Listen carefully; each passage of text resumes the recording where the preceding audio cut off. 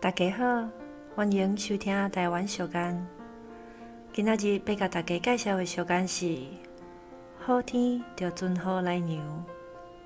伊的意思是讲，爱趁天气好的时阵，出门拍拼做事。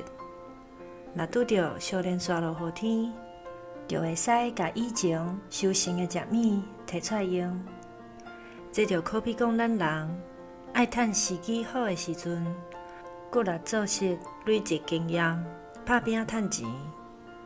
若准讲有一天大环境无拄好，失去头路，无收入，会使利用较早欠起来的钱渡过难关，也搁有累积的工作经验，嘛会当互你顺利找到新的头路。